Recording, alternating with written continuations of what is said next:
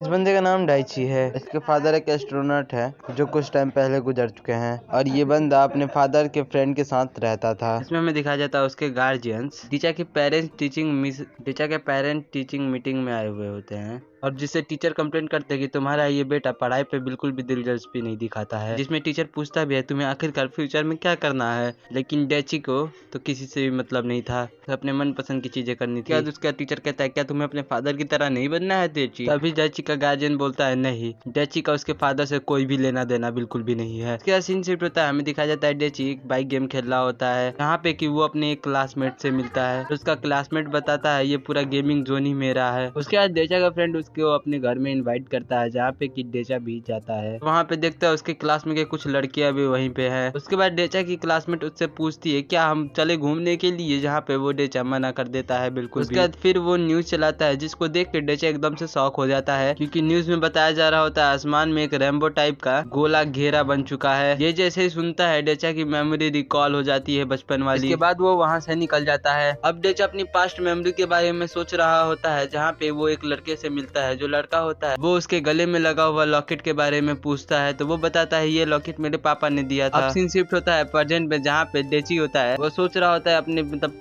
Past के memory को recall करने के लिए उसी जगह पे जाए जहाँ पे उसने पहली बार सर्कुलर रैम्बो को देखा था। उसके पास्ट में दिखाया जाता है जो वो एक बहुत बड़ी जाली को टाप के वो अपने आप में सेलिब्रेट कर रहा होता है तो वो दूसरा लड़का बोलता है इसमें कौन सी बड़ी बात है, ये तो मैं भी कर सकता हूँ। इसके बाद डेचा अपने नेकलेस को पे लगा देता है और उस बंदे के साथ कंपटीशन करने लगता है जिसपे वो भी बच्चा एक बूमेरैंग फेंकता है जिसको ये लपक के पकड़ लेता है कुत्ते की तरह और वो जीत जाता है। यहीं पे वो बैठ के बात कर रहे होते हैं उसमें ही वो अपना नाम टेपे बताता है।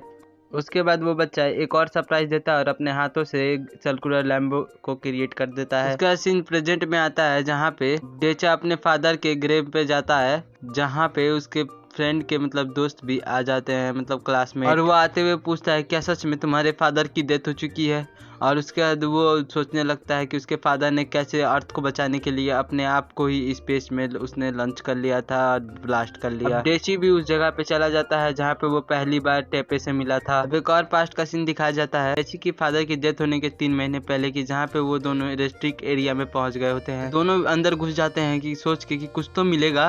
वहाँ पे वो लोग एक लड़की को देखते हैं, वो लड़की जहाँ पे रोक देती है इन दोनों को, लेकिन तभी गलती से डेची टच कर देता है जिसकी वजह से लड़की नोटिस करती है डेची के हाथ में कुछ तो है। उसके बाद वो दोनों मिलकर उस लड़की को भी अपने साथ बाहर लेके आ जाते हैं लेकिन वो पकड़ा जाते हैं पुलिस प्रशासन से। यहीं पे डेचा ने टीपे को आखिरी बार देखा था। उसके बाद डेचा फिर से प्रेजेंट में वो इसी जगह पे रेस्ट्रिक्ट एरिया में आता है और उसके बाद वो भी फिर से अंदर घुस जाता है लेकिन इस बार वो खो जाता है उसमें। लेकिन वहाँ पे एक बांसुरी बजाने वाली लड़की उसे रास्ता दिखाती है और वो अपने साथ लेके जाती है उसको। हमें दिखाया जाता है कि स्पेस में एक रोबोट अर्थ पे हमला करने के लिए आ चुका है जहाँ पे डेचा के फादर भी काम किया करते थे। तभी वो लड़की डेची को सबसे डीपेस्ट पार्ट में ले जाती है और वो उन रोबोट को देखने के लिए कहती है जो कि पृथ्वी को अब नष्ट करने के लिए आने वाले होते हैं। ये सब देखने के बाद डेचा तो काफी ज्यादा शॉक हो जाता है वहाँ पे। तभी अचानक से उसके हाथ में एक गन आ जाता है और हाथ चमकने लगता है। डेची को लॉन्च पैड में लिया जाता है जहाँ मुलाकात होती है एक साइंटिस्ट से जो कि पूछता है क्या तुम ही डेची कैप्टन हो। इस बंदे को इसका शक्ल देख के बिल्कुल यकीन नहीं हो रहा होता है कि ये सच में ये दुनिया को बचाने वाला है। अभी डेचा वहाँ पे बोलता है अचानक से मेरे हाथ में ये गन आ गई और मुझे पता नहीं है ये मेरे हाथ में क्यों। हमें पता लगता है कि यहाँ पे और भी स्पेस स्टेशन हैं जहाँ पे ये लोग बिना किसी के परमिशन लिए वहाँ से स्पेस को लॉन्च कर देते हैं। दिखाया जाता है जो रॉकेट अभी जस्ट लॉन्च हुआ था उसमें से एक छोटा सा रॉकेट बाहर निकलता है और वो डायरेक्ट जाके 3 स्पेस स्टेशन के साथ जाके मर्ज हो जाता है और मर्ज होने के बाद एक जायंट रोबोट को बनाते हैं वहाँ पे। टेपे के गार्जियंस को पता लगता है टेपे बाहर है तो रोबोट के अंदर कौन है। वहाँ पे सब लोग सरप्राइज हो जाते हैं जब देखते हैं कि रोबोट के अंदर तो डेची है। डेची से कोई एक लड़की कांटेक्ट करती है और करंट सिचुएशन के बारे में बताती है और कहती है कि तुम अगर कुछ भी नहीं करोगे तो ये वर्ल्ड अभी के अभी डिस्ट्रॉय हो सकता है। डेची को तो चलाना नहीं आ रहा होता है रॉकेट, तभी वो कहती है तुम बस अपने गन को होल्ड करके रखो। डेची भी अपनी गन को बस होल्ड करके अब शूट करने वाला होता है लेकिन जैसे कि हम लोग देख रहे होते हैं कि वो एनिमी इधर उधर घूम रहा होता है, इसलिए डेचा भी अपना एम सही से नहीं लगा पा रहा होता और उसे कुछ भी समझ भी नहीं आ रहा होता। डेची के दिमाग में चल रहा होता है कि बस अब हम मरने वाले हैं। तभी वो एनिमी लड़ते रहते डेची के पास आ जाता है तो वो लड़की इसी मौके का फायदा उठा के उस एनिमी के ऊपर अटैक कर देती है और वो एनिमी मर जाता है और हम लोग जीत जाते हैं। अब ये लोग मैच तो जीत जाते हैं लेकिन इनकी इस मैच की वजह से इनका रोबोट काफी ज्यादा डैमेज हो गया था। तो वो जो साइंटिस्ट होता है वो बोलता है लड़की ने इस रोबोट को कंट्रोल करने के लिए मदद की थी, मैं बस वो लड़की से मिलना चाहता हूँ। कमांडर कहता अच्छा ठीक है फिर मैं उस लड़की को कल ही अपने बेस में बुलाऊंगा। तुमसे भेंट करने के लिए। अब हम देखते हैं कि डेची का जो रोबोट होता है वो ज़मीन पे मतलब बहुत तेज़ी से गिर रहा होता है, लेकिन लास्ट मोमेंट पे डेची उसे संभाल के आराम से लैंडिंग कर देता है। उसके बाद डेची का पूरा फुल बॉडी चेकअप होता है कि कहीं उसको चोट तो नहीं लगी है। उसके बाद वो चेक होने के लिए और पता लगता है कि डेची का पूरा फिजिकल हेल्थ काफ़ी ज़्यादा अच्छा है। डेची के पास से उसका गन भी छीन लिया गया था जो फाइट के दौरान उसे मिली हुई थी।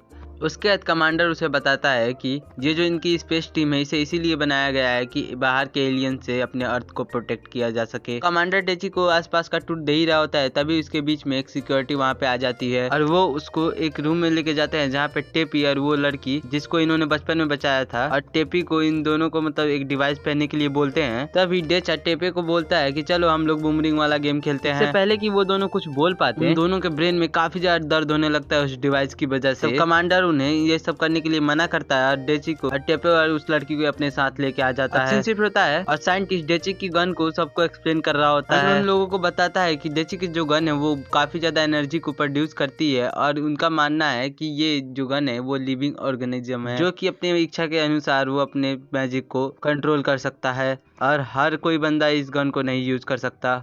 देन फिर रिवील होता है अर्थ के बंदों को धमकाने वाले वो पायलट जो रोबोट के अंदर बैठे हुए होते हैं वो धरती के किसी बंदे से लिंक होते हैं। इस कॉर्पोरेशन जनों को एक सिस्टम में बैठाया था और वो दोनों और कोई नहीं, यही दो बंदी है। यही लोग अर्थ पे हमला करने के लिए रोबोट बनाते हैं, वो भी है AI के हेल्प से। तभी उनका कुर्सी मैन कहता है हमें अर्थ पे जल्दी से हमला करना पड़ेगा, जिसके बाद हम लोग इस अर्थ में सिर्फ जिंदा रहेंगे और बाकी सबको मार देंगे।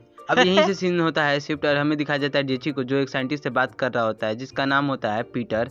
साइंटिस्ट का नाम है ये पीटर और वो डेची की गन के बारे में बताता है कि वो गन वो दिखाई देने वाली दूसरी गन थी जो एक और लड़की लेके आई थी जिसका नाम है हाना और ये अपने आप से यूज नहीं कर सकती, ये भी टीपे के हेल्प से यूज करती है। मतलब हाना को टीपे ही है जो सिखा सकता था। उसके बाद डेचा सिक्योरिटी ऑफिसर से पूछता है कि आखिरकार तुम लोग हाना को और टीपे को इतना टॉर्चर क्यों कर रहे हो। वहाँ पे ऑफिसर बताता है इन दोनों को हम अल्ट्रासोनिक वेव से कंट्रोल साथ ही साथ इन दोनों को मॉनिटर भी कर रहे हैं ताकि हम पास के डिवाइस को अफेक्ट कर पाए और उनके बारे में हम लोग जानकारी ले पाए कुछ भी। ऑफिसर डेचा को अपने पास आने के लिए जल्दी बोलता है। उसके बाद अपने गन के बारे में पूछता है तो वो जो ऑफिसर होता है वो कहता है कि वो गन तो अब तुम्हारी नहीं है। इसके थोड़ी ही देर बाद ये बात भी रिवील हो जाती है कि जो रोबोट बनाया गया था वो उसके फादर के द्वारा बनाया गया था, डेची के फादर के द्वारा, ताकि डेची जब बड़ा हो तो उसे कंट्रोल कर पाए। वहाँ पे जो कुछ लोग बैठे हुए होते हैं वो लोग कहते हैं जिंदगी हो तो ऐसी हो। उसके बाद डेचा वहाँ से भागकर एक बीच में पहुंच जाता है और अपने हाथ को खड़ा करता है और अपने गन से वो जो टावर होता है वो सामने वाले को फोड़ देता है,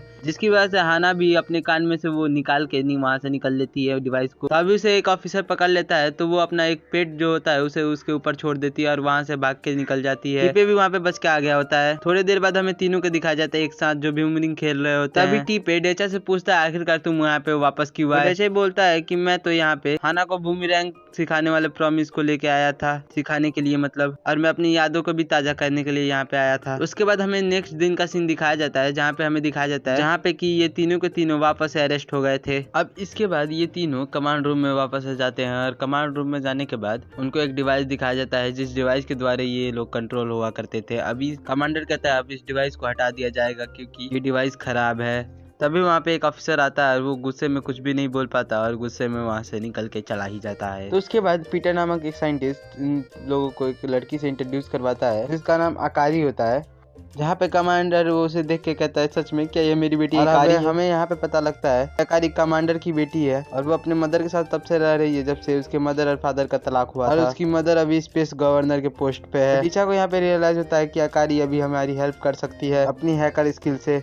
अब यहाँ पे हमें पता चलता है मतलब आकारी एक बहुत बड़ी स्किल्ड हैकर है और आकारी बताती है मेरे मदर और फादर अपने काम को लेकर काफी ज्यादा सीरियस रहते हैं और 3 साल पहले मेरे फादर ने मुझसे एक वादा किया था कि वो मेरे बर्थडे पार्टी पे तो आएंगे ही, लेकिन अपने काम की वजह से वो मेरे बर्थडे में भी नहीं आए। और उसका सीन हमें कमांडर को दिखा जाता है ये पेयर हाना को शॉपिंग करवा के आ रहे होते हैं और वो उन दोनों से माफी भी मांगता है कि उसने वादा किया था टाइम पे निकालने के लिए, लेकिन वो टाइम पे उन दोनों को बाहर नहीं घुमा पाया। तभी डेची इन तीनों की जिम्मेदारी ले लेता है। अब से तुम सब मेरे ही घर पे रहोगे, मेरे घर में साफ सफाई करोगे और मेरी हेल्प करोगे। और डेचा ने इन तीनों के डिनर के लिए एक बहुत शानदार डिश बनाई थी। कमांडर वहाँ पे अब बताता है कि हम एक साथ रहते हैं तो हम सबको काम बराबर करना चाहिए। लोगों की इतनी बात हो ही रही होती है तभी वहाँ पे हाना आ जाती है, वो भी बिना कपड़े पहने।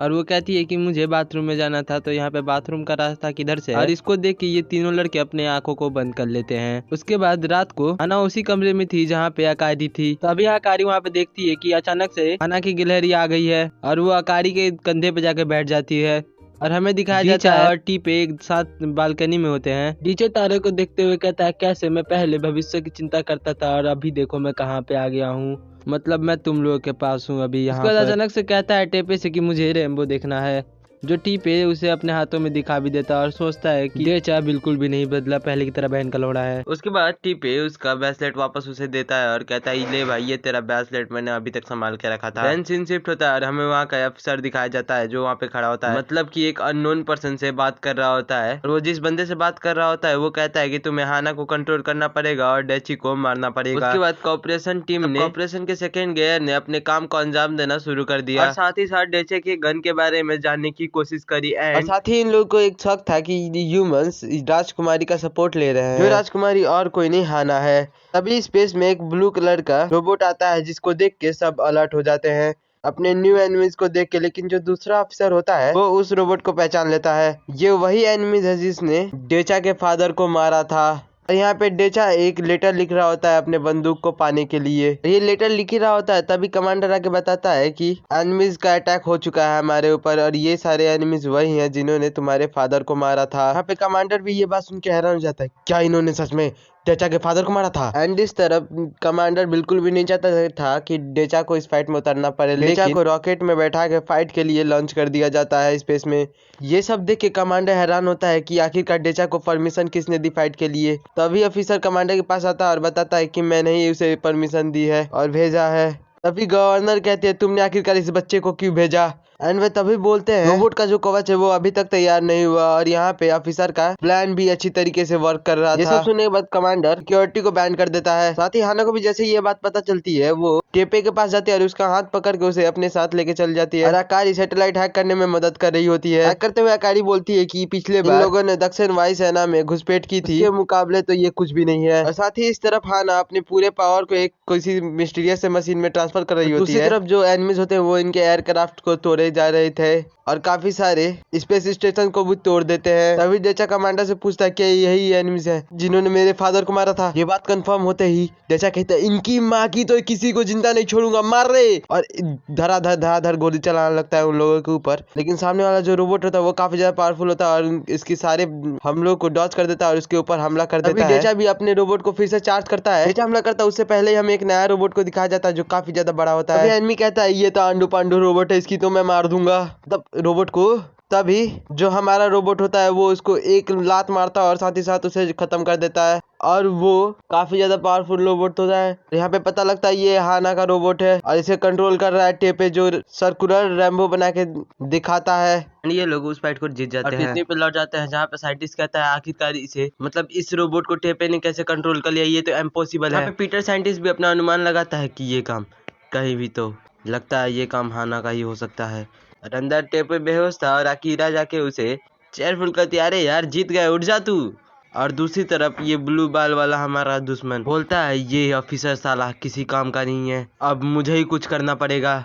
और इस तरफ अकारी हाना और टेपे की चिंता कर रही होती है और वो सोचते सोचते खुश हो जाती है और वो खुशी में के कारण ये कर देती है जिसकी वजह से डेची यहाँ पे एकदम से पानी पानी हो गया होता है। उसके बाद डेची कहता है, चलो यहाँ से हमें लैब में जाना चाहिए। लैब में हाना की जांच की जाती है और यहाँ से कंफर्म भी हो जाता है कि हाना ने ही ये रोबोट को चालू किया था। और वहाँ पे टेपे भी अपने ब्रेन फंक्शन मेंटल हेल्थ का टेस्ट दे रहा होता है। यहाँ पे पीटर साइंटिस्ट बताता है, जिस रोबोट को तुम चला रहे थे वो कोई हमारा रोबोट नहीं, वो एनिमियों से हमारा जब्त किया गया था। वो रोबोट बहुत ज्यादा पावरफुल था। ये तो अच्छा हुआ तुम हमारे बेस में आ गए, जिसकी वजह से हमें पता चल गया ये रोबोट भी काम करता है। और इसी के साथ कॉर्पोरेशन में पब्लिकली ये दावा किया था ये रोबोट ह्यूमन इंटरफेयर सिस्टम है। लेकिन मुझे अभी जाके एक बात रियलाइज हुई है, इसे यूज करने का हमारे पास बहुत बड़ा एक पर्पज है। और यहाँ पे पीटर ये भी रिवील करता है कि टेपे उस रोबोट को कंट्रोल नहीं कर रहा था क्योंकि वो तो एक नॉर्मल सा बंदा है। यहाँ पे कमांडर बताता है कि अभी टेपे का व्यवहार अचानक से चेंज हो गया था मतलब हो गया है। तो यहाँ पे पीटर कहता है कि मुझे और भी उसके बारे में जानना है। तभी कमांडर कहता है हमें ये सारी बातों को गुप्त रखना पड़ेगा सारे लोगों से, जब तक हम लोग इस बात की पूरी जांच न कर ले अपने आप से। इन सब लोगों ने स्वीकार कर लिया था कि स्थिति अब काफी ज्यादा गंभीर है। अभी कुछ लोग कहते हैं कि टेपे हमें धोखा दे सकता है। तभी कमांडर कहता है कि ऐसा नहीं हो सकता क्योंकि टेपे ने डेचे को बचाया है, वो हमारा दोस्त हुआ। दूसरी तरफ हमें टेपे को दिखाया जाता है जो काफी ज्यादा निराश होता है क्योंकि ये उस दुश्मन की तरह दिखता है जिन्होंने इस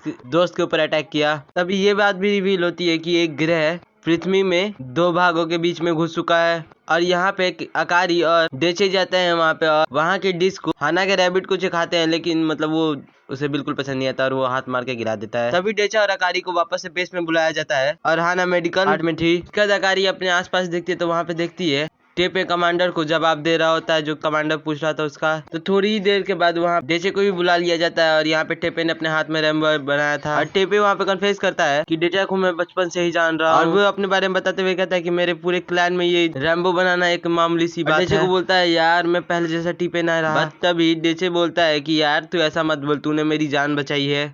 उसका डेचा अपना ब्रासलेट उसे वापस से फिर से दे देता है उसके हाथों में। फिर सिंसेप्ट होता है, हमें वही एनिमी दिखाई जो गाड़ी पे से उतर के उन्होंने पूरे चेक पोस्ट का कैमरा हैक कर लिया था। तभी अकारी और पूरी टीम भी हो जाती है उसे वापस से ठीक करने में। तभी अकारी पता लगाती है ये है कौन। तो यहाँ पे अकारी को पता लगता है ये बंदे तो डेचा को मारने के लिए आए हैं। जैसे ही कमांडो को पता लगती है वो बंदूक लेके वो अपने दोनों बंदों को भी कह देता है लेके चलने के लिए पीछे पीछे। तभी सिंसेप्ट होता है, हमें एनिमीज और टीपे दिखाए जाते हैं धूल के बीच में। वहां पे वो दोनों कहते हैं टीपे को कि तुमने आखिरकार हमारे साथ ऐसा क्यों किया, तुम हमारे बेस के हो ना, तो हमारे साथ क्यों किया। तभी यहाँ पे कमांडर और सारे लोग भी पहुंच जाते हैं वहां पे टेपे और डेचे को बचाने के लिए। तभी वो दोनों भी एक्शन लेते हैं और अपने गन को डेचे और टेपे की तरफ कर देता है और अपना इंट्रोडक्शन देते हैं, जिसमें से लड़के का नाम एमरॉक होता है, लड़की का नाम मालकिन। उसके बाद वो लोग कहते हैं कि अब इन दोनों को मार के ही जाएंगे। तभी वो लोग पहले मारते, उससे पहले अकारी यहाँ पे सिस्टम को कंट्रोल करके उन लोगों को मार के भगा देती है। उसका देखते हैं इनकी आर्मीज उनके ऊपर मार रही होती है गोलियों से। तभी उनका रोबोट जाके इन लोगों के टैंक के ऊपर हमला कर देता है और टैंक को कुचल देता है। उसके बाद हम देखते हैं कि टीपे अपने आप को जाके सरेंडर कर रहा होता है। तभी वहाँ पे डेचे आके उसे रोक लेता है और यूज करता है अपने एनर्जी को और थोड़े से एनर्जी की वजह से ही उनके रोबोट को डैमेज कर देता है। थोड़ा सा ही करता है लेकिन एमरॉक काफी ज्यादा शॉक हो जाता है और मालकिन को पीछे हटने के लिए बोलता है और यहाँ पे टीपे भी अपने दोस्त को ही सपोर्ट कर रहा होता है। तभी एमरॉक कहता है टीपे हमें दोबारा से जरूर धोखा देगा, वो अपने असली रूप में आ जाएगा। यहाँ पे कमांडर को पूरा तो एनिमीज के बारे में नहीं पता था, लेकिन इनको इतना पता था कि अगर वो रोबोट उसके हाथ में लग गया मतलब एनिमीज के, तो वो इन्हें पूरा खत्म कर देंगे और साथ ही साथ पृथ्वी के सारे ह्यूमंस को भी मार देंगे। उसके बाद कमांडर जाता है अपने कंट्रोल रूम में और वो जैसे ही जाता है उसे पता लगता है कि अकारी ने सारे सिस्टम को रिस्टोर कर दिया है। तो कमांडर कहता है अच्छा तो ये बताओ अकारी कहाँ पे है। देन पीटर वहाँ पे बताता है कि अकारी तो यहाँ से अब चली गई है। कमांडर उसके बाद पूछता है अपने यंग जनरेशन के बारे में, जो वो हमारे बारे में क्या सोचते हैं। ये बात सुनने के बाद भी पीटर वहाँ पे कुछ भी नहीं बता पाता है। अब अगले सीन में हमें दिखाया जाता है डेचा को और टेपे को मेडिकल रेस्ट रूम में रुकने के लिए ज्यादा दिन के लिए बोला जाता है क्योंकि उनका पूरा तरीके से अभी ठीक नहीं हुआ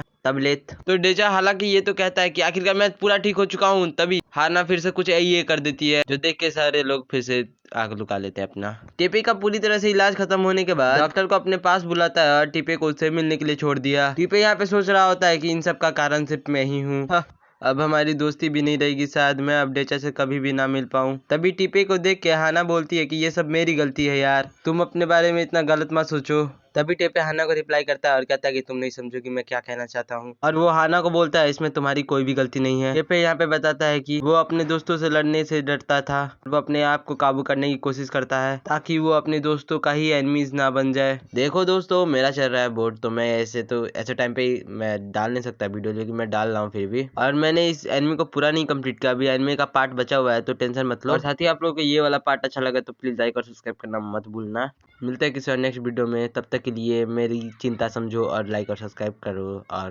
बाय।